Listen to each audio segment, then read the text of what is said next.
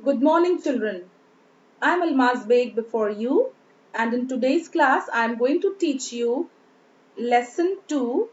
Under that, one poem is given. Lesson 2 of your 9th class textbook Beehive.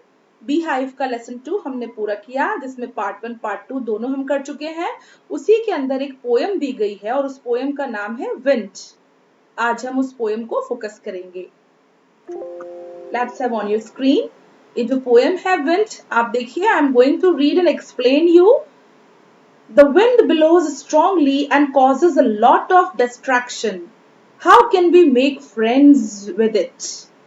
The poet is saying the wind blows strongly. हवा जो है वो बहुत तेज चलती है and causes a lot of distraction. और बहुत ज्यादा distraction यानी तबाही मचाती है. How can we make friends with it? हम इसको friend यानी मित्र कैसे बना सकते हैं? Children, first of all, we will go and look at the poet of this poem. This poem Wind is written by Subramanya Bharti. Subramanya Bharti जो है वो एक तमिल पोएट हैं. उन्होंने इस पोएम को तमिल भाषा में लिखा है और इस पोएम को ट्रांसलेट किया है A.K. रामानुजन ने. Translated from the Tamil into English by A.K. Ramanujan. तो आप ध्यान रखेंगे पोएट का नाम, दोनों नाम आपको मेंशन करना है. It is written originally by Subramanya Bharati who is Tamil poet. He has written this, composed this poem in Tamil language. उन्होंने उसको तमिल लैंग्वेज में लिखा है और A.K. रामानुजन ने उसको इंग्लिश में ट्रांसलेट किया है. अब हम इस पोएम को डीपली स्टडी करेंगे. Wind, come softly. Don't break the shutters of the windows. Don't scatter the papers. Don't throw down the books on the shelf. There, look what you did. You threw them all down. You tore the pages of the books. You brought rain again. Children, यहाँ पर हम wind poem में दो paragraphs देखेंगे और उनमें दो तरह के विचार देखेंगे. In this first stanza Subramanya Bharati कह रहे हैं कि wind come softly.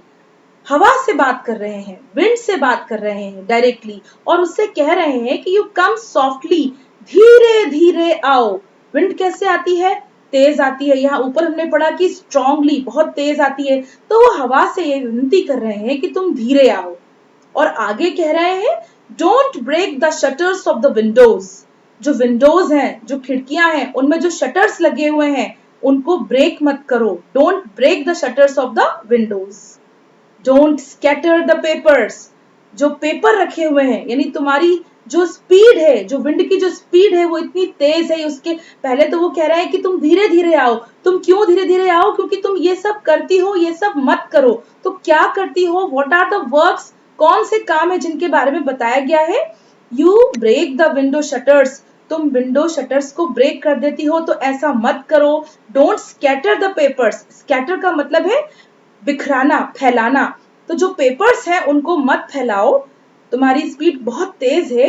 Don't throw down the books on the shelf. और जो बुक्स शेल्फ के ऊपर रखी हैं, शेल्फ कहते हैं कबर्ड को, अलमारी को, उसके ऊपर जो पुस्तकें रखी हैं उनको थ्रो मत करो. थ्रो यानी फेंकना. यानी तुम्हारी स्पीड इतनी तेज है कि उससे शेल्फ पे रखी हुई बुक्स जो है वो फैल जाती हैं, गिर जाती हैं, थ्रो हो जाती हैं.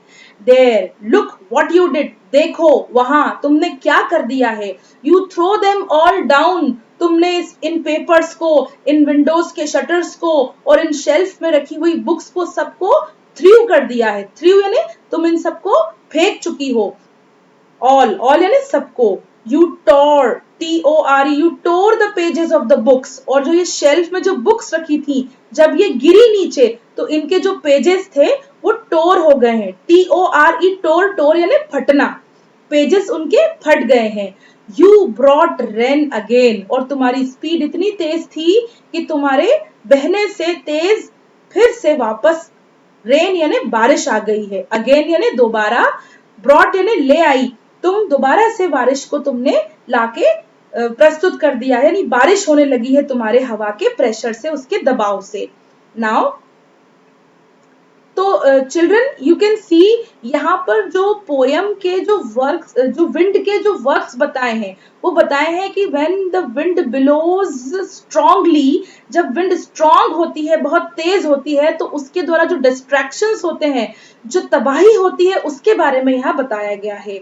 तबाही क्यों होती है? क्योंकि ये सारी चीजें उसकी प्रेशर के आगे, उसकी स्ट्रांगनेस के आगे वीक पड़ जाती हैं, कमजोर पड़ जाती हैं। तो इतनी स्ट्रॉन्ग विंड बिलो हो रही है, बह रही है, कि जिससे ये सारी डिस्ट्रैक्शन और तबाही हो रही है। Now you can see in the next stanza, you are very clever at poking fun at weaklings, frail crumbling houses, crumbling doors, crumbling rafters, crumbling wood, crumbling bodies, crumbling lives, crumbling hearts. The wind god winnows and crushes them all. He won't do what you tell him. So come, let's build strong homes. Let's join the doors firmly. Practice to firm the body. Make the heart steadfast. Do this, and the wind will be friend with you. The wind billows out weak fires. He makes strong fires roar and flourish. His friendship is good. We praise him every day. Now, look at the meaning. अब हम इसका meaning देखेंगे. You are very clever at poking. आप देखिए कि Subramanya Bharti wind से direct बात कर रहे हैं, सीधे वार्तालाप कर रहे हैं, और अब कह रहे हैं यू आर वेरी क्लेवर, तुम तो बहुत चतुर हो। क्लेवर का अर्थ है यहाँ चतुर। At poking fun at weaklings, weaklings से यहाँ मतलब है कमजोर से, जो भी चीजें या लोग कमजोर हैं उनको तुम पोक करती हो, यानी उनको तुम छेड़ती हो, यानी उन पर तुम्हारा असर हो जाता है, तुम्हारा जो डिस्ट्रैक्शन है वो उनके ऊपर हो जाता है, तुम उन्हें डिस्ट्रॉय कर देती हो जो कि वीक है, कमजोर है। फ्रेल क्रम्बलिंग हाउसेस, और उनमें कौन कौन सी चीजें हैं, यहाँ पर उनके नाम भी दिए गए हैं। फ्रेल का मतलब है कमजोर, और क्रम्बलिंग हाउसेस बिखरे हुए, टूटे हुए घर, क्रम्बलिंग डोर्स टूटे हुए दरवाजे, क्रम्बलिंग रैफ्टर्स, रैफ्टर्स कहते हैं वुडन लॉग्स को, लकड़ी के पिलर्स जिनको रखकर दीवारों पर छत डाली जाती है, तो दे आर कॉल्ड रैफ्टर्स। तो वो भी चकनाचूर हो जाते हैं तुम्हारे प्रेशर से। एंड क्रम्बलिंग वुड, और लकड़ी के जो टुकड़े हैं वो, and crumbling bodies, even human bodies are also crumbling through your pressure. जो तुम्हारा जो प्रेशर है वो इतना स्ट्रॉन्ग है कि जो ह्यूमन बॉडीज हैं वो भी जो है वो क्रैम्बल हो जाते हैं, बिखर जाते हैं। एंड क्रम्बलिंग लिव्स, लिव्स यानी जिंदगियां, तो जो जिंदगियां हैं, जो मानव इंसान की जो जिंदगियां हैं वो भी बिखर जाती हैं। एंड क्रम्बलिंग हार्ट्स, और ऑब्वियसली इंसान के दिल भी जो है वो बिखर जाते हैं। तो यह आप देखेंगे कि यहाँ पर विंड के स्ट्रॉन्गनेस की बात की गई है कि how strong is the wind and what can it do, और ये क्या क्या कर सकती है। तो यहाँ पर सुब्रमण्य भारती बता रहे हैं कि जो वीक हैं, वीकलिंग्स हैं, उनके ऊपर तुम्हारा कितना असर हो जाता है। Now the wind god winnows and crushes them all. यहां से पोएम की थीम जो है वो चेंज हो रही है। You have to understand it carefully, आपको ध्यान पूर्वक समझना है। The wind god winnows, winnows शब्द का क्या अर्थ है? विनोज शब्द का अर्थ है फटकना। आपने देखा होगा घर में महिलाएं जो है गेहूं को फटक कर साफ करती हैं, गेहूं से तिनकों को अलग करती हैं और उनके धान को अलग करती हैं। तो इस प्रोसेस को विनो कहते हैं, विनोज। तो what does the wind do? हवा क्या करती है? विंड गॉड, यहाँ पर विंड को गॉड कहा गया है। जो विंड गॉड है वो विनो करता है, यानी फटकता है। एंड क्रशेस देम ऑल, और इन सबको क्रश कर देता है, यानी अच्छे वाले पार्ट को अलग कर देता है और कमजोर वाले बेकार भाग को अलग कर देता है। तो ये जो पूरी कविता है ये ह्यूमन नेचर पे डिस्क्राइब की गई है। एक्चुअली में ये सिंबलाइज की गई है, हवा के माध्यम से आपको समझाया गया है कि यदि आप वीक हैं और आपके अंदर कोई कमजोरी है, तो अगर कोई मुश्किल और कठिनाई आए और उसमें आपने अपने आप को स्टेबल करके खड़ा रह के उसका सामना करके बताया, तो आप उससे जीत जाएंगे। और यदि आप उस समय फ्रेल हो गए, कमजोर हो गए और क्रम्बल हो गए, तो आप वहां पर हार जाएंगे। तो यहाँ पर बताया है कि wind god winnows and crushes them all, he won't do what you tell him. उस समय जो आप हवा से कहेंगे वो वैसा नहीं करती, बल्कि वो इतनी तेज है कि वो अच्छा जो है वही वहां रुक पाता है, जो स्ट्रांग है, जो ताकतवर है वही उसका सामना कर पाता है, मगर जो वीक है, जो कमजोर है, वो उसके सामने टिक नहीं पाता, वो क्रश हो जाता है और वहां से यानी हार जाता है। वो हवा का सामना यानी कठिनाइयों का सामना नहीं कर पाता। So come let's build strong homes. यहां से आप देखेंगे, इसीलिए आओ, आगे आओ, and let's build strong homes. तो हम अपने घरों को कैसा बनाएं? स्ट्रॉन्ग बनाएं, ताकतवर बनाएं, मजबूत बनाएं। Let's join the doors firmly, और उसके डोर्स कैसे हो? मजबूत हो, फर्म हो, यानी वो छोटी मोटी कठिनाई, मुश्किलों का सामना आसानी से कर सके, उनके सामने वो डटे रहें। Practice to form the body. अब जिन जिन बातों का यहाँ ऊपर वर्णन किया गया है, जो क्रैम्बल हो रही है, उन सबको स्ट्रॉन्ग बनाने की बात यहाँ सुब्रमण्या भारती कर रहे हैं। Practice to form the body, हमारे ह्यूमन बॉडी को कैसा बनाना है? फर्म बनाना है, पक्का बनाना है कि डटे रहे, हम मुश्किलों का सामना आसानी से करते रहे।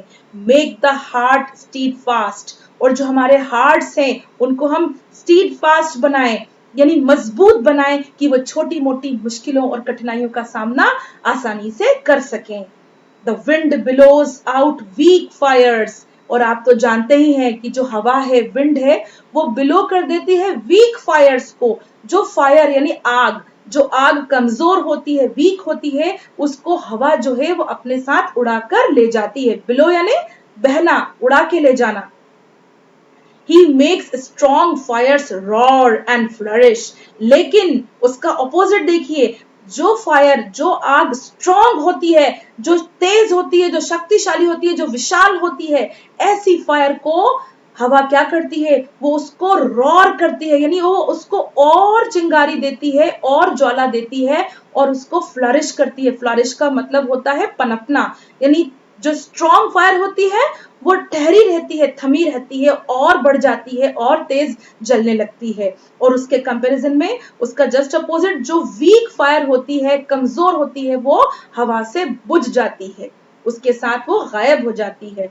So his friendship is good, यहाँ पर पोएट कहते हैं, तो जो विंड है उसकी जो फ्रेंडशिप है दैट इज गुड, वो बहुत अच्छी है। तो हमें विंड से दोस्ती करना चाहिए। We praise him every day, और हम ऐसी विंड की हमेशा तारीफ करते हैं, प्रतिदिन उसकी प्रशंसा करते हैं। प्रेज करना यानी तारीफ करना। So children, you have gone through the meaning of the poem nicely, word to word आपने उसके मीनिंग को समझा, पर आप इसका जो सेंट्रल आइडिया है, you try to understand the central idea of the poem. What does the poet want to say through the poem to you? कवि इस कविता के माध्यम से आपसे क्या कहना चाहता है? आपसे कहना चाहता है कि आपको इतना स्ट्रांग बनाना है अपने आप को, कि जिंदगी की छोटी मोटी परेशानियां और तकलीफें जो हैं, उनके सामने आप डटे रहें, आप हार ना माने, क्योंकि यदि आप उनके सामने हार नहीं मानेंगे तो आगे आपके जीवन में सफलता ही सफलता है। आपको उन परेशानियों को आपका मित्र बनाना है, आपको उनको अपना फ्रेंड बनाना है, ताकि आने वाले समय में आप जो है वो सफलता का सामना कर सकें। So this is all today. आज के इस क्लास में इतना ही। In our next video we are going to focus on the textual question answers which are based on the poem wind. आपकी जो विंड पोएम है, इस पर बेस्ड जो क्वेश्चन आंसर्स हैं, उनको हम अपने नेक्स्ट वीडियो में पूरा करेंगे। Till then, good bye.